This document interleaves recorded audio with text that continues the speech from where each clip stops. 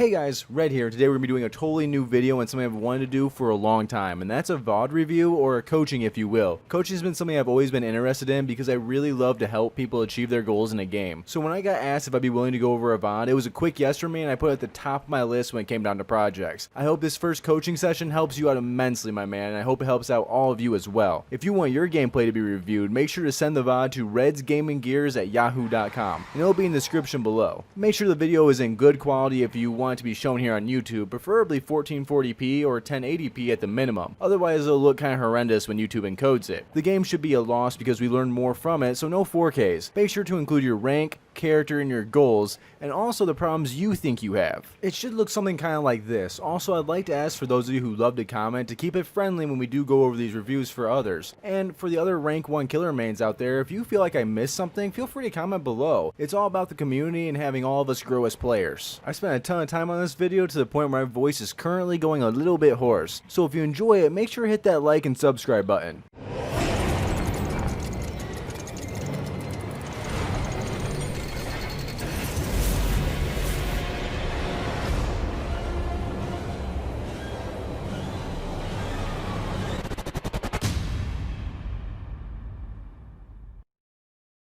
So let's get right into it, and right off the bat you're going to take a few extra seconds here to go ahead and get that recording set up. At least that's what I'm assuming. But you also take quite a lot of time deciding on what you want to do. Try to work on your decision making and then even going through with it. Even if it's wrong, it's better than going back and forth, back and forth. Alright, so let's break it down pretty quick and simple. This portal here doesn't do you a lot of good, especially in the early game when you could actually just put a portal here and get information off of it later. And if you wanted to do the whole oblivious and catching survivors off guard, go ahead and just place another portal, like right here. You'll totally get the same value out of it, and again, they won't see it until you take it, and you should know when they're on a gen because you should have a few portals up and running within the first 2 minutes of the game. And then you're looking to go to every other generator, right? So if we look at every other generator, we have one close by here. That means all the other generators that are of higher value are over here. These generators are the ones you really want the portals to be a little offset, or even have one, like say you're at this gen, you might want a portal on top of it, but then a portal over to the side because you want to catch survivors off guard. This is not what I like to call a high priority gen. So when I'm playing demo, my first 2 to 4 traps are going to get placed like right on top of the gens and activated as soon as possible without letting gens go too crazy. So that way I can hold my shred and get killer's instinct from the survivors if they are on the gen or if they're destroying the portal. And if they do manage to destroy the portal, that's fine as it's still eating up time. Alright, so the next point topic we can talk about is why this portal here doesn't do you any good. Alright, so if I'm a survivor and I'm working on this gen right here, right, and I start to see a Mr. Demogorgon popping out of the ground here, I'm just going to run this way. I'm not really worried about what you can do at all, because I have this huge gate that blocks my whole path. And if I really wanted to, I could just kind of go around here and try and mess with you a little bit. You don't do anything with this actual portal here. Now, if you place a portal here, while yes, they're just going to run away still, you'll know when they're working on it with your power as soon as the portal is activated. This is information, and information's king in Dead by Daylight. And if you really wanted to mess with somebody, what you could do is put a portal out on this side later in the game, and when you see them working on this gen, you could actually just teleport to this and sneak around with nice little bit of oblivious. I think that would be a much better play than putting a portal over here that you really won't get any value out of.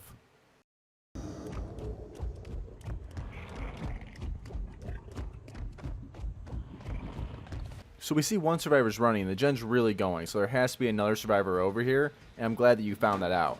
Now, hitting the gen here was a little bit of a rough call, because you actually could have gave them more time to get away. Alright, a quick little stomp, and then I'm going to keep moving on and not talk about this again. Because you are a rank 17 killer, this is just what comes down to basics. So when you're talking about like walls and playing as killer optimally or survivor optimally, you want to hug this wall as much as possible, even if you're just using it to check, right? Because if you take a wide turn, you give the survivor plenty of time to decide where he wants to go next. So you don't want to give any more power to the survivor than they already have. So for future reference, just do this. I know a few times you're going to do this in the video, and I'll make sure not to stop it again, okay? Sounds good. Let's move on. I've been stunned by this kind of pallet throw so many times I have PTPD, or also known as post-traumatic pallet disorder. I do like that you're looking around, as it does show that you're mindful of what's going on around you, and that's an important skill to have.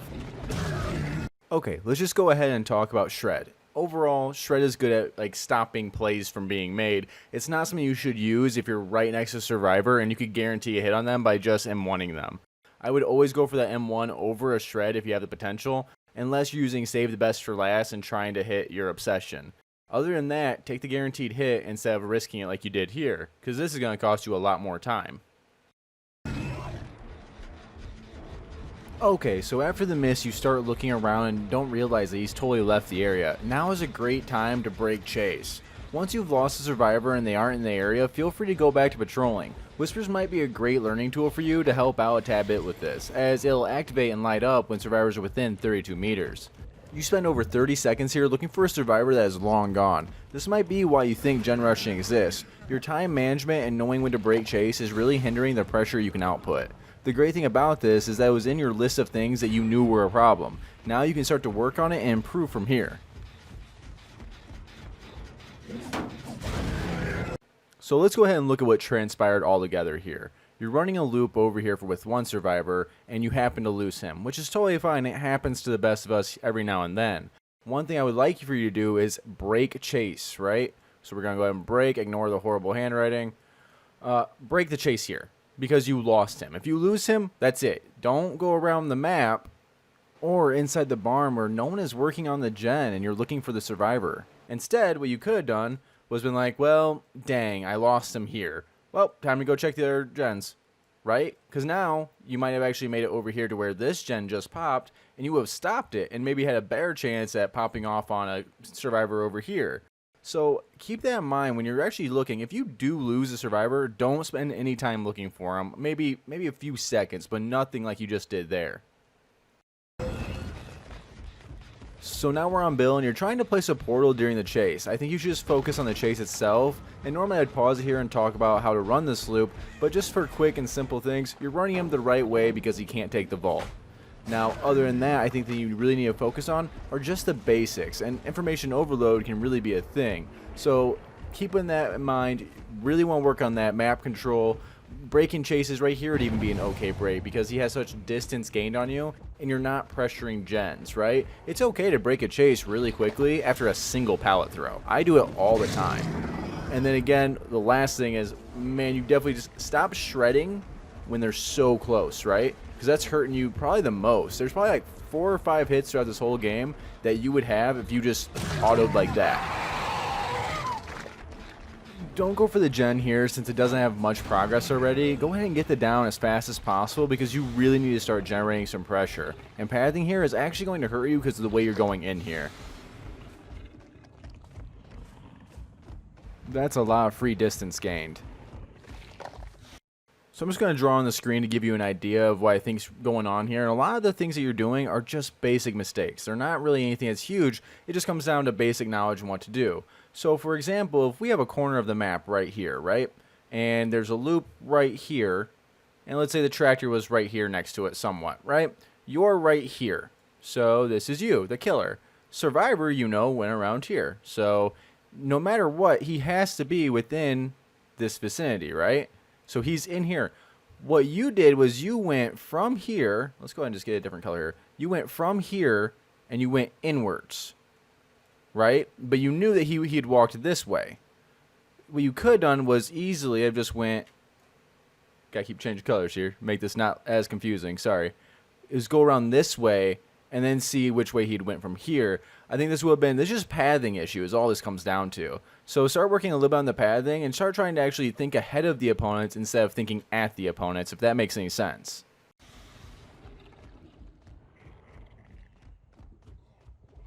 I would break chase here because I know for a fact the pallet over there by the completed gen is already destroyed, and that survivor is going to be an easier target. The only reason you actually managed to get Bill here is because he also is new and doesn't know the layout. Otherwise, he would have ran straight and vaulted out the nearby window. It's still a good job on getting him. You just need to know that better survivors are going to punish you for following in that scenario. You're playing the game, but I don't feel like you're strategizing. And what I mean by that is something you could actually try out is to look for priority gens at the start of the game. And priority gens are just gens that are really close together. The idea is to get portals down on them right away, and as the game proceeds, making sure they're active and having some hidden that you can use as surprise attacks for survivors. Also, start counting in your head, and if you don't hit a survivor in about 15 to 25 seconds, go ahead and break the chase. Or if a pallet gets thrown and the survivor runs to yet another strong loop away from the generators, go ahead and break chase from there as well. The whole idea with Demogorgon is to apply early pressure while trying to get your portals down and removing pallets to ensure your late game, so you can't afford to be in long chases at all. Here's a big thing that I've noticed while going over this gameplay is that your sensitivity seems to be way too high for you, and may actually be one of the reasons why you're having such a hard time tracking overall. I'd go ahead and head into the option menu and drop your sensitivity quite a bit. It feels like you're whipping around way too fast and it's not helping you at all. It's a simple fix that might actually help your gameplay out a ton. I like the way you handle this chase versus the other chases you've done in this game. You're also looking for shreds now at loops rather than out in the open, which is what this skill was really made for. See, this is a great example of how to use Shred effectively, right? You knew he was going to take the vault, and once he started the animation, you had him. You gotta just look at Shred that way more than just trying to use it all the time here and there. You really want to use it to stop plays, and this is a perfect example, and you do it in the gameplay and the other gameplay that you sent me. You do it here and there, but I think you just gotta hone down on knowing when to use it and when not to use it.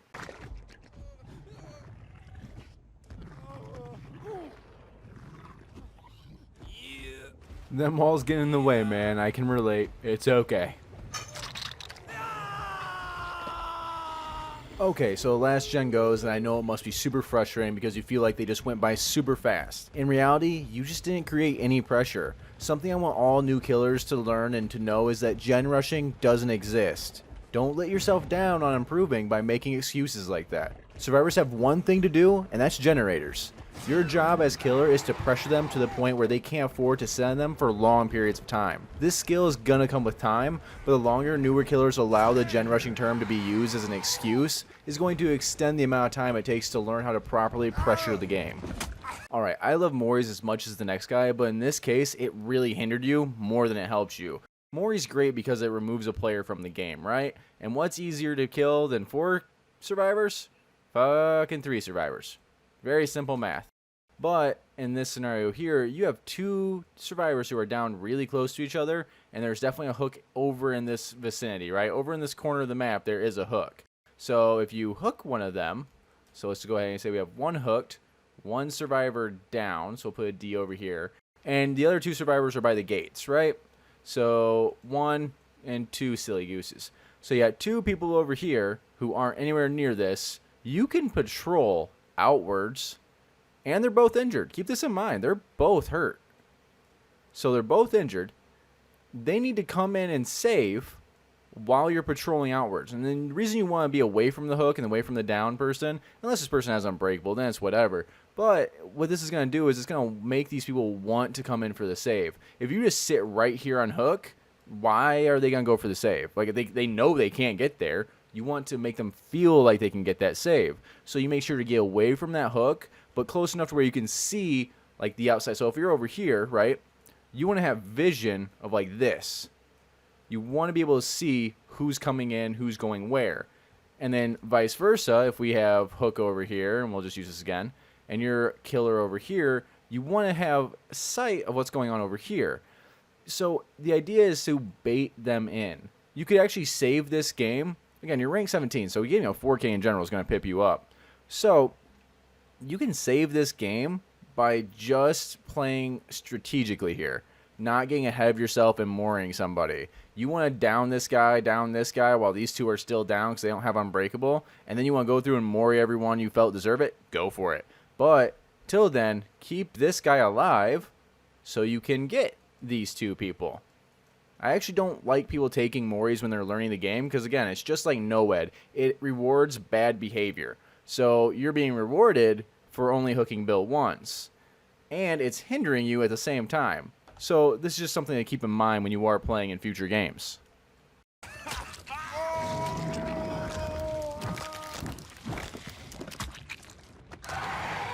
It's still super satisfying, though, to see them survivors getting nommed on. Congratulations on the achievement. So the survivors open the gate, which is great for you as it starts the timer. You definitely want to use portals more often rather than just at the end of the game. Also, survivors can't trigger Killer's Instinct until the portals are active, so make sure you travel through them at least once to get them activated. You're spending a lot of time here waiting for your power to recharge when you could simply just walk over there. The add-on Rat's Tail gives you more movement speed while your interdimensional travel is on cooldown, so make sure to burrow around as much as possible to ensure its effectiveness. Jake isn't really being super effective here, so chasing him out is totally fine. Not to mention, a lot of newer survivors do this when they see NOED being a thing, instead of just going out and looking for it a little bit. Yeah, it's riskier, but you can make an easier save from there on out. Or just have everyone leave so you're not risking numerous people dying to NOED. I'm just going to fast forward here just a little bit. As you spend a lot of time going back and forth while waiting for your burrows to come back up, there's not much really to go over here. You're just guarding the open gate, hoping to time a burrow as they're opening the other door. The problem with this is this only works when you're actually running NOED, right? Because look, they've both fully healed. They could easily just walk out of the open gate and eat a hit if they need to. You won't be able to snag 2 hits before they get out. So while you manage to catch Fang Min with your portal here and it seems like a nice snag, it only works because of the NOED. And I really want to see you not get used to the perk because it will hurt your learning curve in my opinion. Now, I know in the other video you sent me you weren't using it, but you did rely on Mori there as well to secure some kills. Moris and NOED are fun in their own right, but they are just rewarding, not so great gameplay most of the time. Just to break down the rest of the game, the timer runs out and the 2 remaining survivors die due to crazy amounts of entity probing. Gotta love it.